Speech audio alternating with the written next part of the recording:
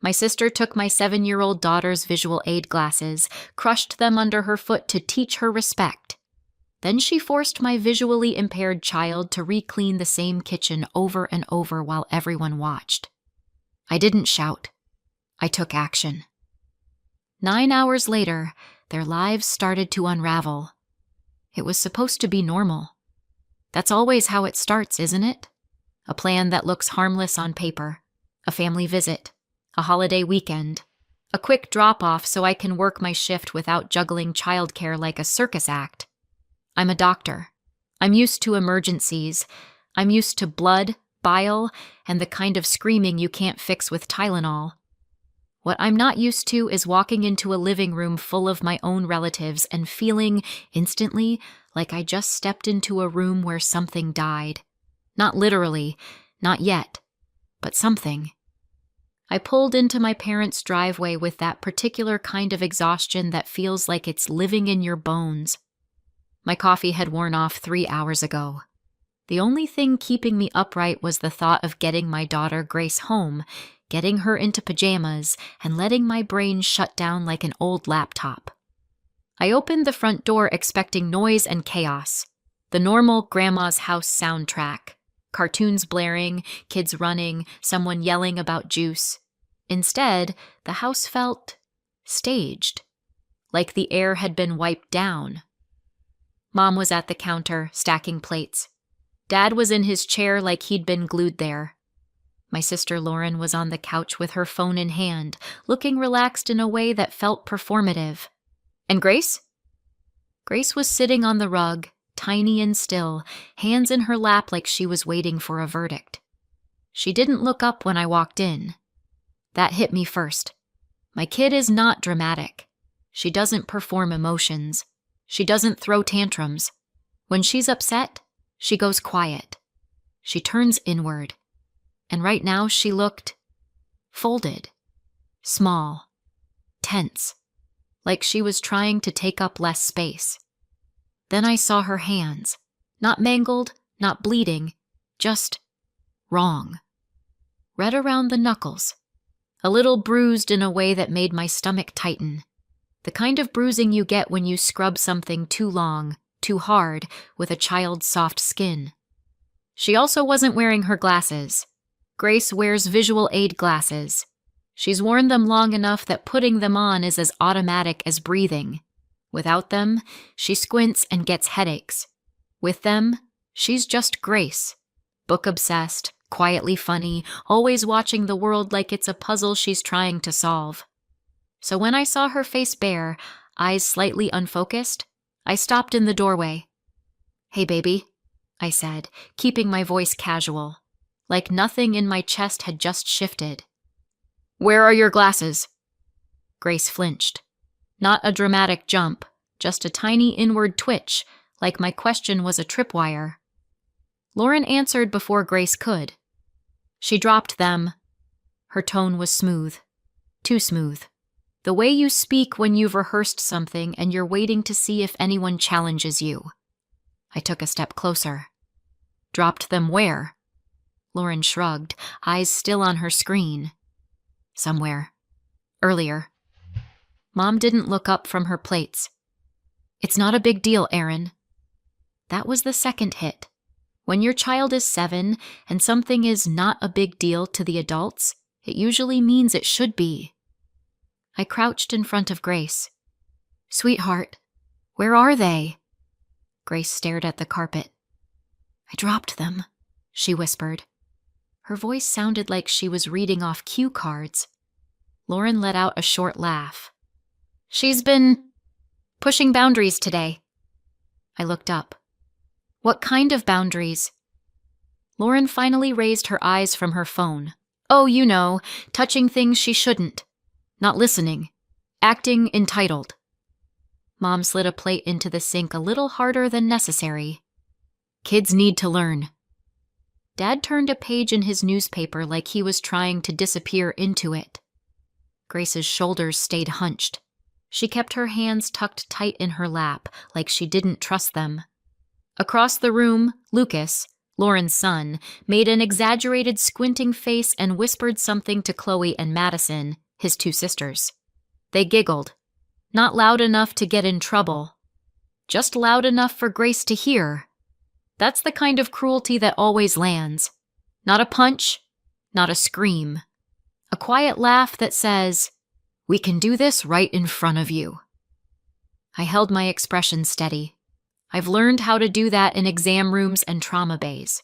When you panic, people panic harder, so you don't. You become calm like it's a weapon. "Okay," I said. "Can I see them?"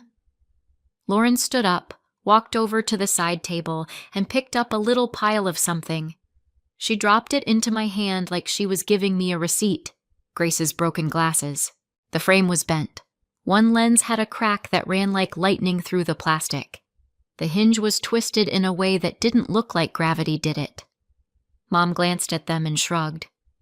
"We'll figure it out." The cousins made another whispery noise. Grace didn't look up. I swallowed whatever was rising in my throat. "We're leaving." Mom finally looked at me. "Aaron, I'm leaving," I repeated, still calm. Lauren lifted her chin. "Don't be dramatic."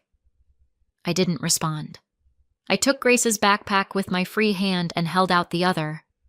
Grace stood slowly, like she was afraid movement would be punished. Her hand slid into mine.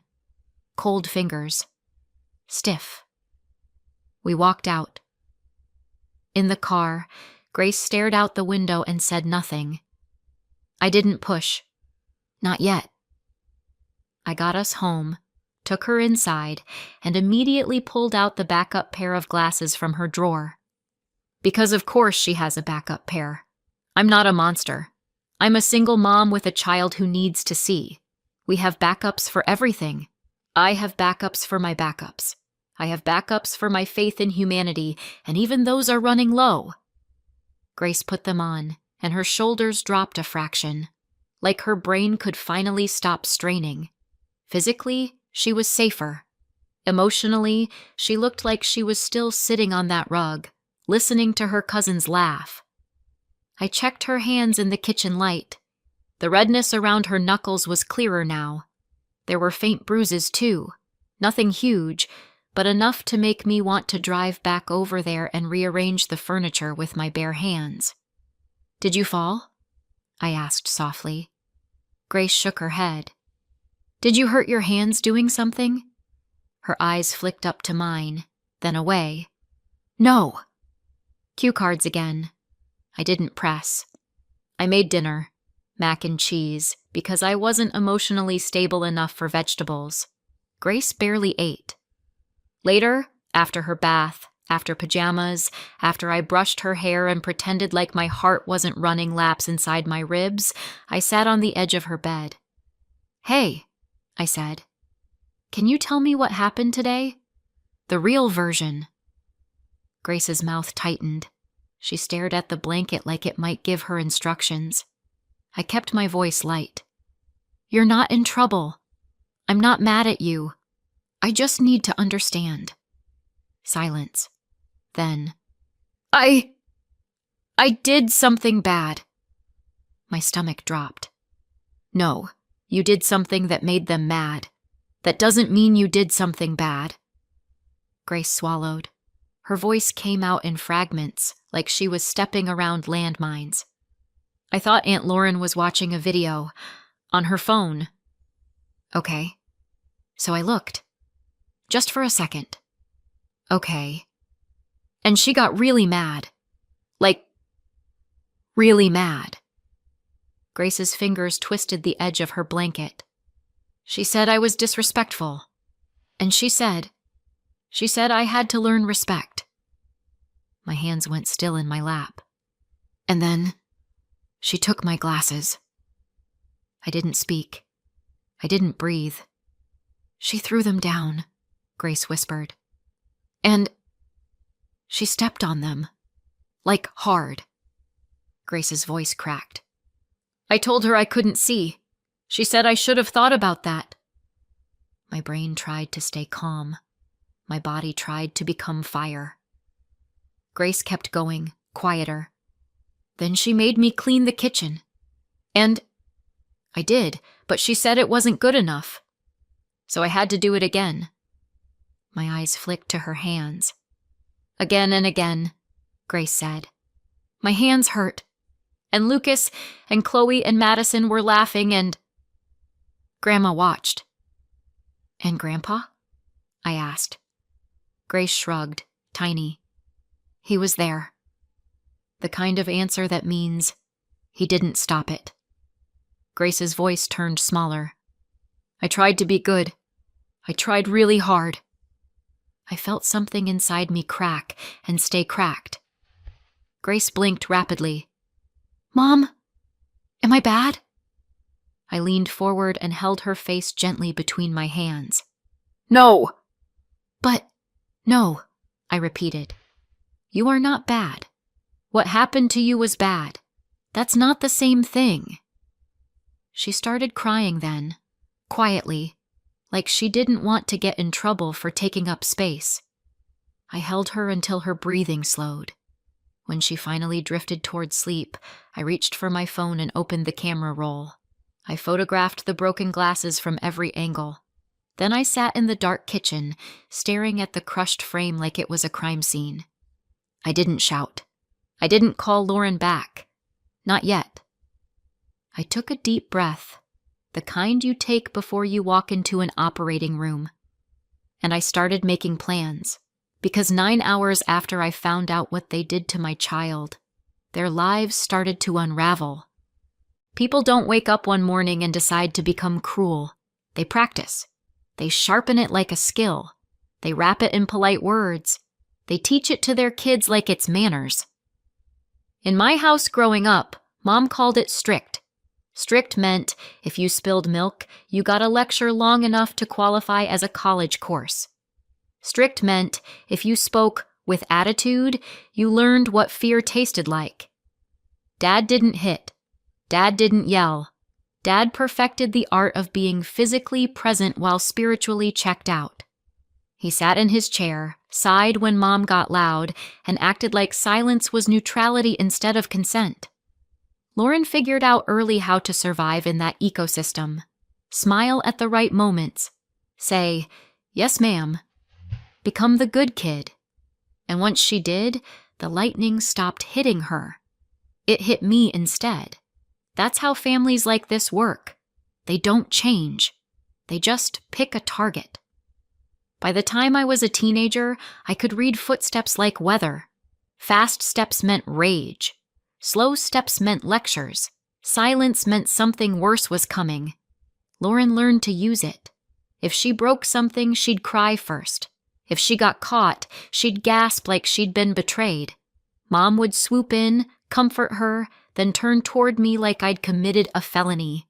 I don't know when exactly I stopped expecting fairness. It wasn't a dramatic moment. It was more like erosion. One tiny injustice at a time until you just accept the shape of your life. I became a doctor because it was the first place rules made sense. In medicine, there are still unfair things. People get sick for no reason. Children suffer. Bad things happen to good families. But at least the rules are real. Cause and effect exist. If you treat pneumonia, the lungs improve. If you stitch a cut, the bleeding stops. At home, cause and effect were negotiable. I kept contact with my parents because that's what you do when you've been trained to feel guilty for breathing. And because when Grace was born, I looked at her and felt something I'd never felt as a kid. Protective love. The kind that makes you want to build her a world where she's safe. So I tried. I tried to give her grandparents, cousins, an aunt. I told myself it would be different with her. It wasn't. It was subtler at first. Little things. Lauren's kids, Lucas, Chloe, and Madison, were treated like the main characters. They got the first slice of cake, the biggest gifts, the loudest praise. Grace got smiles that felt like charity. Sometimes Lauren would say things like, "Grace is so sensitive," and Mom would laugh like that was a personality flaw instead of a warning sign. Sometimes Lucas would mock her quietly, and Chloe and Madison would giggle, and the adults would pretend they didn't hear. Sometimes I'd catch Grace watching them, shoulders slightly hunched, like she was trying to figure out what rule she'd missed. And the worst part? Sometimes I told myself it was normal sibling cousin stuff, because denial is cheaper than truth. I also helped them financially, not because I'm some saint, but because it was a way to buy peace. Mom and Dad had expenses. Lauren had gaps. There were fees, activities, little emergencies that somehow always landed in my lap. I covered things here and there, a bill, a camp fee, a uniform, we're short this month. Some of that occasional help went toward Lauren's kids, activities, fees, little gaps I filled, while Grace still got treated like she should be grateful just to be included. It was the family version of rent, pay to stay tolerated. And then there was Raymond Whitman, Uncle Ray.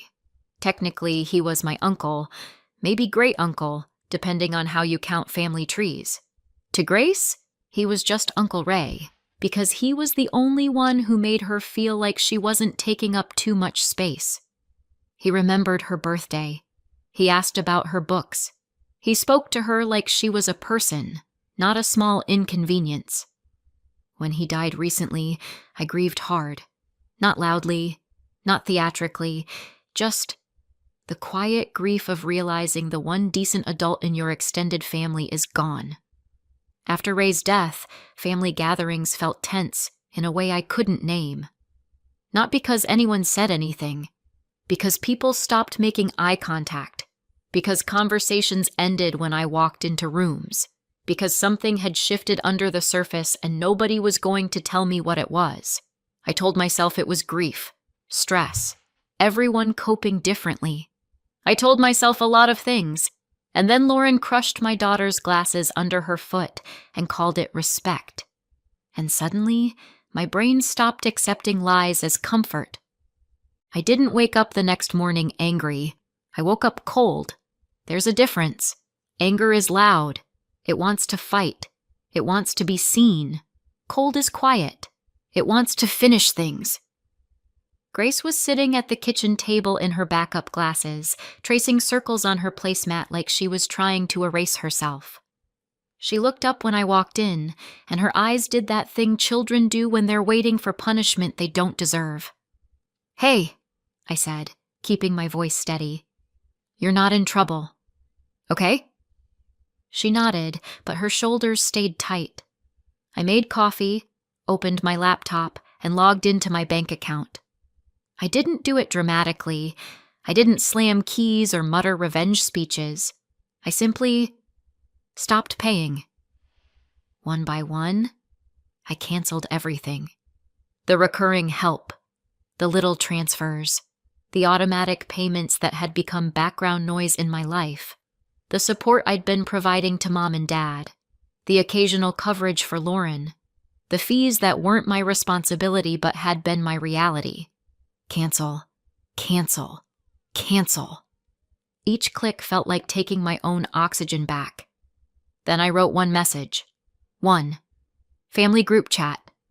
No caps, no paragraphs of emotion. Just facts. Lauren destroyed Grace's glasses. The cost to replace them is $800. I expect reimbursement. Effective immediately, you will not have access to Grace. Do not contact her. Do not come to my home. I hit send, and then I waited. Not for a reply, for Grace. Because what happened didn't just break plastic. It broke something inside her. After breakfast, Grace lingered near the doorway of the living room like she didn't know where she was allowed to exist. "Mom?" she asked. "Yeah?" Her voice was small. "Why was Aunt Lauren so mad at me?" I sat on the couch and patted the cushion beside me. Grace sat carefully, like the couch belonged to someone else. "I don't know," I said honestly. "But you didn't deserve what she did." Grace stared at her hands. The faint bruising on her knuckles was still there, like a quiet signature of what happened. I I didn't even do anything, she whispered, and her voice wobbled in that way that makes you want to break the universe in half for hurting your kid. I kept my tone calm. Tell me what you remember. Grace hesitated. It was stupid. Okay. I thought she was watching a video, like TikTok. I nodded. Kids are kids. Curiosity is not a crime. And when I looked, Grace said, brow furrowing, it wasn't even interesting. It was boring, like grown-up stuff. What kind of grown-up stuff? She scrunched her face like she was trying to pull the memory out of fog. Like an email. I didn't read it. I just saw words. Any words you remember? Grace shook her head, then paused. There was a word. Like trust? I don't know what that is. My coffee stopped tasting like coffee. Grace kept going, unaware she'd just dropped a grenade into my lap. And I saw Uncle Ray's name, she added, still focused on how unimportant it seemed. Just for a second. I didn't even want to read it. Aunt Lauren just got mad right away. She shrugged, like the most confusing part was that her aunt had overreacted to something boring. I kept my face neutral through sheer willpower. Okay, I said softly. Thank you for telling me. Grace's eyes flicked up. Am I in trouble? No, I said, and this time my voice didn't shake. You're safe. She exhaled, like she'd been holding her breath since yesterday. I hugged her, held her longer than usual, not because she needed it, though she did, but because I needed the reminder that she was here, with me, and not on someone else's floor scrubbing until her hands bruised. Then my phone rang. Lauren. Mom and Dad were on speaker within 10 seconds, like this was a coordinated emergency. Lauren didn't even bother with hello. What is this message? Mom's voice cut in, sharp. Aaron, what are you doing? I kept my voice flat. I'm done. Lauren scoffed. Done with what? Your tantrum? You destroyed Grace's glasses, I said. You're paying for them, and you're not seeing her. Lauren snapped too fast. That's not what happened. Mom chimed in immediately, like she'd been waiting for her cue. She dropped them. And you're canceling payments? Lauren added, like that was the real crime. Are you serious right now? Dad said nothing. Of course. Lauren's denial came out sloppy, tangled with justifications she couldn't help herself from adding. We didn't destroy anything, she said, and then immediately, she was being disrespectful. She needed consequences. So which is it? A tragic accident or a punishment? Pick a lie and commit, Lauren. This is amateur hour. I didn't argue. I'm not paying for you anymore, I said. And you're not touching my child. Mom's voice rose. You're tearing the family apart. No, I said calmly. You did that when you stood there and watched. There was a beat of silence, and in that silence I heard something I'd never heard from them before. Fear, because the leash had snapped. Lauren hissed, You can't do this! I almost laughed. The entitlement was impressive. I already did, I said. Don't call Grace. Don't come here. Pay for the glasses. And then I ended the call, not because I'd won an argument, because I wasn't having one. Grace peeked around the corner. Was that Aunt Lauren? I forced my voice gentle again. Yeah. Grace's eyes filled. Is she mad? Let her be mad, I said. That's not your job to fix. That night, after Grace fell asleep, I sat at my laptop again. Not my bank account this time. I searched. Raymond Whitman. Obituary. Law firm. Probate. The kind of boring grown-up words Grace had dismissed as nothing. And for the first time, the question in my head wasn't why did she do this? It was, What were they hiding that made her do this? The lawyer's office smelled like coffee that had given up on life. Michael Harris was calm in the way only people who deal with paperwork disasters can be. He had the kind of face that suggested he'd seen families implode over less than a toaster. I told him the short version, the useful version, Grace's glasses, the crushing, the forced cleaning, the respect fixation, the phone, the word trust. Raymond Whitman's name on an email. Michael didn't flinch. He just nodded slowly, like a man checking boxes in his head. "You want to know if there was a trust," he said. "I want to know why my sister reacted like my 7-year-old committed espionage," I replied. Michael's mouth twitched, almost a smile. "Fair." He asked for names, dates, relationship lines. Mom and Dad's names too, because legal documents don't care that I call them Mom and Dad.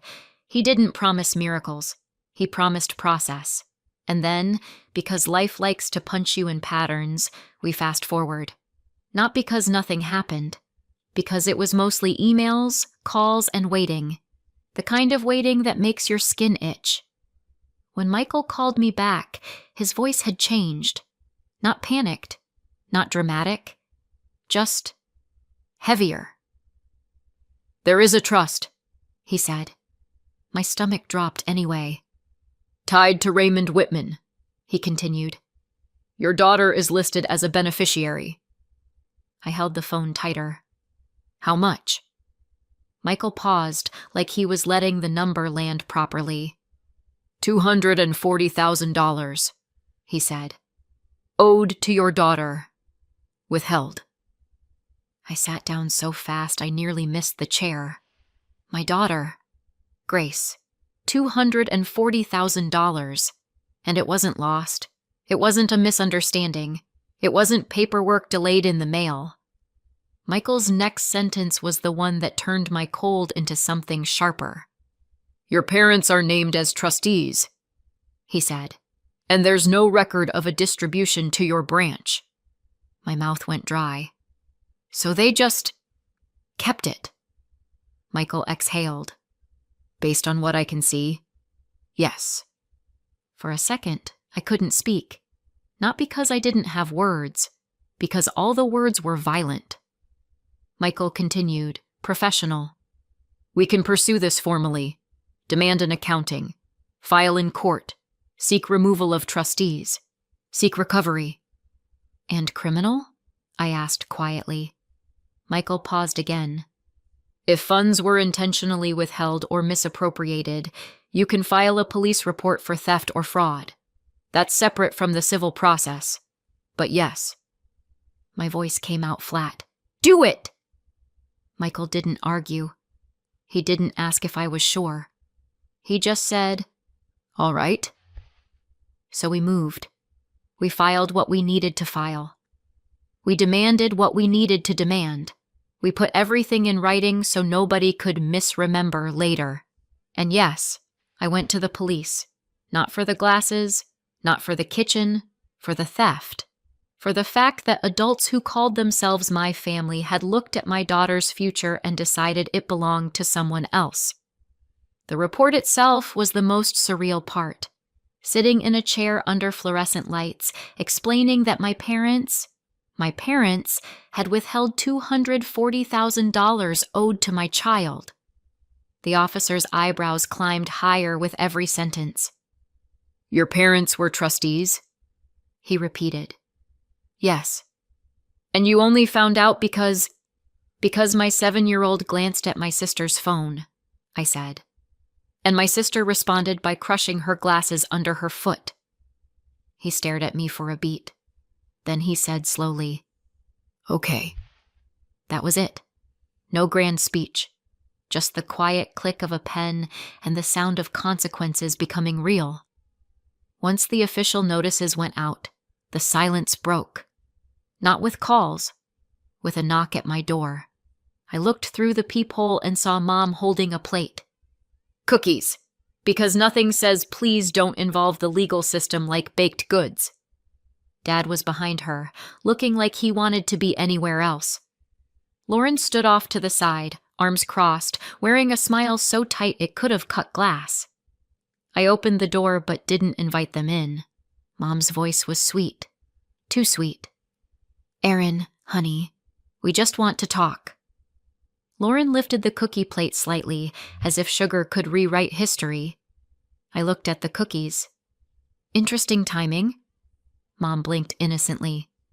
"We don't know what you mean." I did smile then. I couldn't help it.